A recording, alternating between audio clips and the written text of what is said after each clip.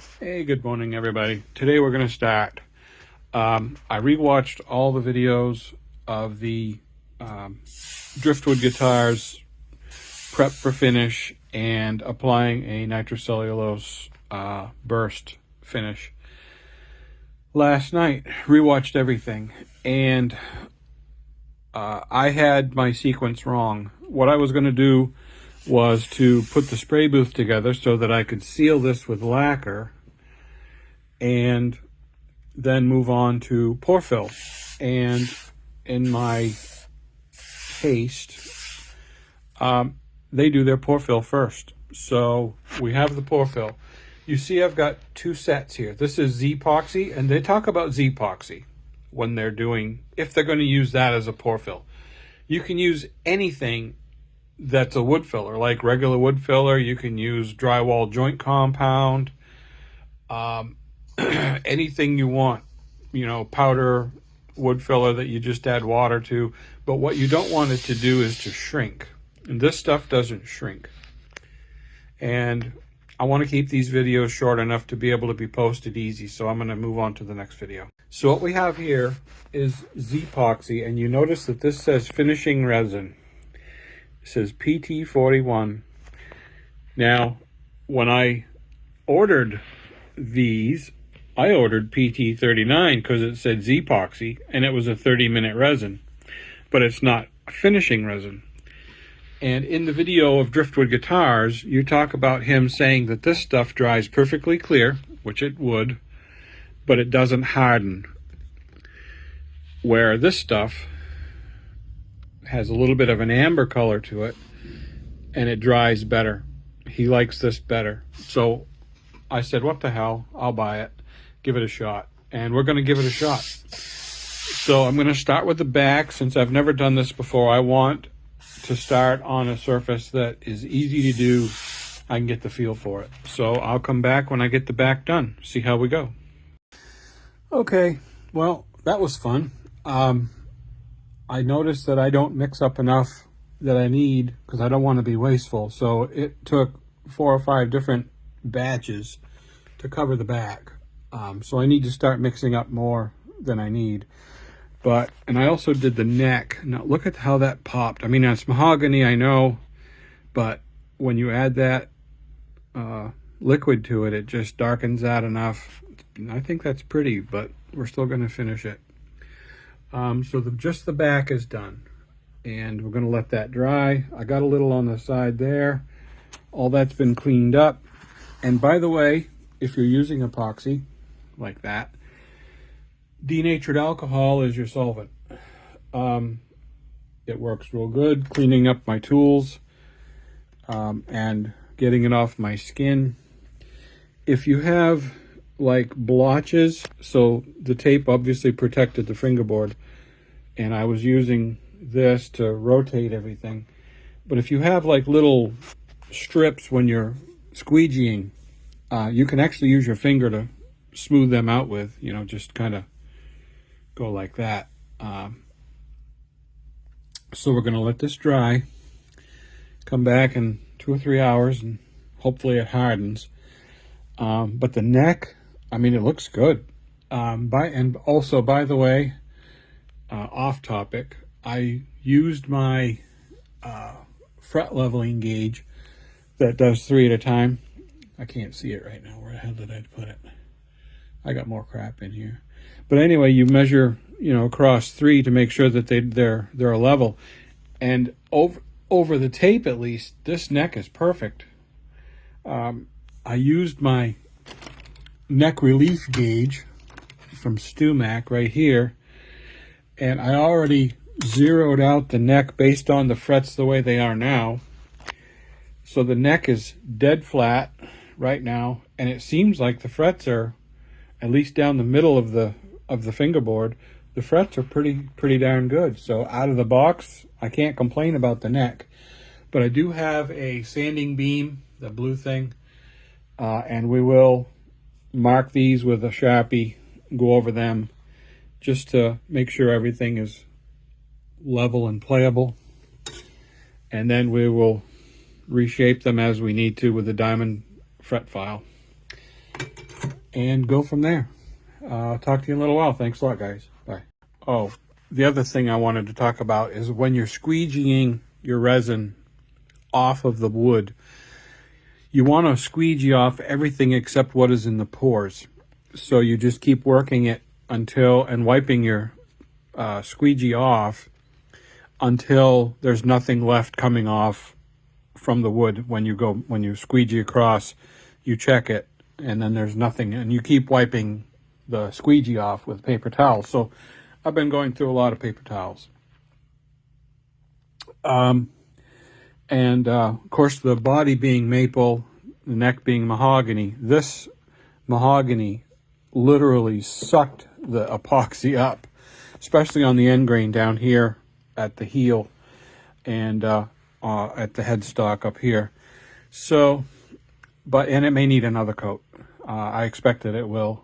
So the body might not. We'll see how that goes after when I start sanding it back. But after the back dries, I've got to do the sides and the front yet before I can sand any of it. So that'll be a little while. And I'm going to let this all dry before I move forward to make sure that it's going to dry. And we'll talk with you guys later. Have a good one. Bye. Hey, good morning, everybody. Time for a guitar update. I think the last time that we saw this, I had just put the epoxy on, the first coat of epoxy on the neck and the back of the body. Well, now what we have is I went ahead and finished everything. All the epoxying is done. And I ran into some trouble. It was my own fault, as it usually is. When I put the first coat on the neck, it didn't cure. And I was in a panic because I thought I had ruined the neck and my one shot. But after researching the epoxy, if it doesn't cure, you scrape it off and do another coat. So I took a razor blade and I scraped off the sticky epoxy. The back of the body cured. There were two batches, separate batches. So basically I had screwed up the batch for the neck. Made it, didn't have enough hardener in it. So then I scraped off the neck and it says to apply another coat. So, and I knew I was going to need another coat for the mahogany neck, knowing that the mahogany is porous. So I said, well, that works out. I need another coat anyway. So what I did was I went and got my digital kitchen scale and I put my cup on it, zeroed it out, and then I went with equal exact measured parts of resin and hardener. And that worked perfectly. I had to continue doing the side of the body, the back of the body, and the second coat of the neck. And then after they cured, which they did perfectly, time got away from me this weekend. But now I have sanded both of these to 400. And they are beautiful, beautiful, smooth. That's a new word. And so I use my Sony Crafter with a sanding head on it. That's a hook and loop Velcro. And I've got Velcro discs to 320. And then I use Armstrong to sand the 400. And I could not be happier. So now the next step is spraying with lacquer. And I was going to use my automotive touch-up gun with the finishing lacquer to do this. I'm going to do 3 coats, and I've got some spray cans I found. They're semi-gloss, and I'm going to use those up instead. I'm just going to take them down, spray these, I'm going to do 3 coats like I said. And the reason for that is we don't want to stain the wood when we put the finish on. For the automotive people, let's think about this like a candy application, okay? Like a candy apple red paint. To do a candy apple red paint on a car, you have to paint the car silver because the candy is transparent. And when you start spraying the candy over the silver, it tints it. It makes it shiny and red, which allows the light to pass through the red, reflect off the silver, and come back out. And this is what we want with our three-tone burst, is we want the light to come through the lacquer and the color and the sealer coat, hit the wood, and come back out. So treat this exactly the way you would like a candy. And when you do a candy on a car, you mix the candy tint with what's known as an intercoat clear. And this is what I got with House of Color. See where it says intercoat right there by my thumb.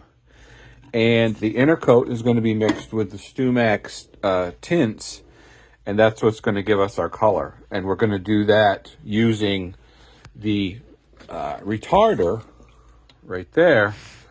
And it's going to keep that color from drying off because it's a lacquer.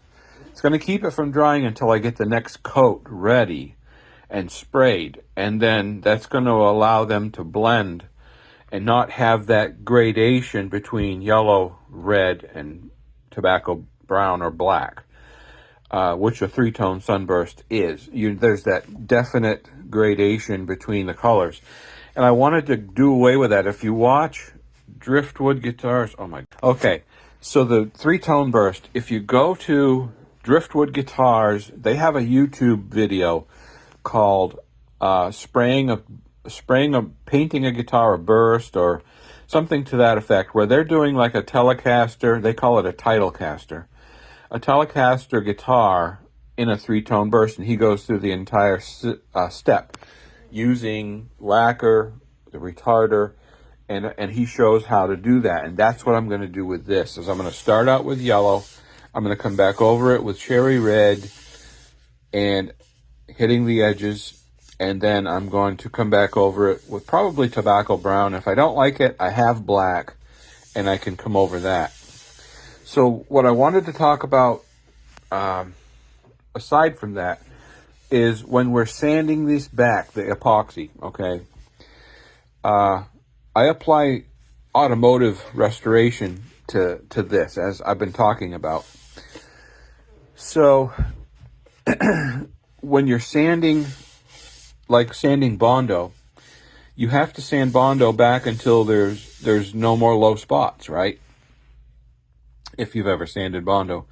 And to know when you're done sanding Bondo, you use what's known as a guide coat. It's like this black powder or spray that you put on the wood, on the Bondo, and when you sand it, that black goes away, and you see the Bondo underneath. And as long as you see black, you know you've got low spots, and you've got to keep sanding. Or you can build it up with another coat and then sand it back. And when the black is all gone, you know you're flat.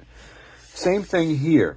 And instead of using a guide coat, I use the resin as my guide coat because I just noticed something. I have to do a little more sanding.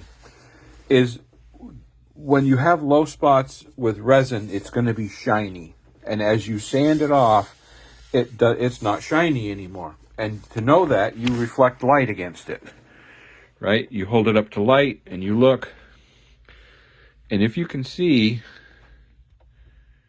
right there right in the waist of you can see that shiny right there maybe. I just noticed that. I have to sand that. That's not, and you can feel it with your finger. Right there, I can feel that there's a lump right there where there's a buildup of epoxy that I didn't get. So, and what they talk about is you can feel imperfections with your hand before you'll see them. And that's what I had done when I was talking. I felt that. And I was going to go that, and then I knew I had to do that and get that sanded so I can go and spray it with the lacquer. That's what I'm talking about. So, on that note, I will go and sand, and the next time we see this, it'll be sprayed with 3 coats of lacquer, and I will be a happy boy. Have a good one. Bye. All right, so update 17.2. We're down in my basement where I built my spray booth, and I am already noticing there's not enough light. As much light as I thought I had, it's not enough. That being said, let's move on. Oh, one thing I did want to say, you see how I always have my hand in the shot? Because I don't want to have my face in the shot. I've noticed, I was watching the last couple videos, and if anybody needs a stunt double for gorilla hand, let me know. I'm available till spring. So the first coat I did on the neck, this was the lacquer that I had. Interesting thing about lacquer, spray cans, or any, I guess any color of spray can, when you spray it, it'll get like drippy. You can see the actual particles, you know, when it's on there. Warm the can, soak it in hot water, and it will thin out that paint that's in there, and when it comes out, it'll be a finer mist. Little tidbit. So the first coat sprayed on, I was too heavy-handed, and I ended up with runs. So good thing it was just the neck. I did that as a test run. Ended up with a few runs, like a dummy.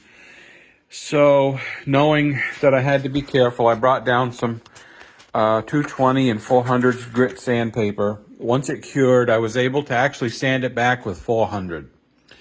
So, and this is the second coat, and I know this lighting is horrendous, but it is gorgeous, just gorgeous. And I brought the body down, and that is equally as nice. And I got away with no runs on the body. I was not as heavy-handed. So I'm going to do third coat on the neck now, second coat on the body, do the third coat on the body, and then I got to go change the oil in my truck. That's a definite have to do this week before I go to my mom's for Thanksgiving. So I am ecstatic so far. This is going really well. I'm waiting for the hammer to fall and something to go wrong. But everything seems to be working good. Keep up the faith, everybody. Have a great, great day, and I'll check in after I get all this done. Have a good one. Bye. Okay, update 78.9. We're back down in the basement. We've got 3 or 4 coats of lacquer on this neck, and I must say that looks pretty darn nice. Now, if you recall, we ended up with 2 coats of epoxy pore fill on this, and it seems to be perfect. The body, not so much. When I look at it, and of course you don't see this until late, but if you look, see if I can draw that back maybe a little bit more. If you hold this, you can start seeing little divots. Maybe I have to draw it back some more, I don't know. Maybe you can see the divots. If you can't, trust me, when I'm looking at this across reflecting light, I can see pores. And I couldn't see them before. So, I mean, the sides, and I mean, everything looks beautiful. I just see pores now. And what I'm thinking I'm going to do is put more coats of lacquer on here. Instead of going backwards like I think I should do and pore filling again, sanding it back, because this should have been filled with the epoxy that I put on there already. But it didn't, or it didn't fill with one coat. So, what I'm going to do is keep putting the lacquer to it. The neck, I think I'm happy with. The runs are all gone.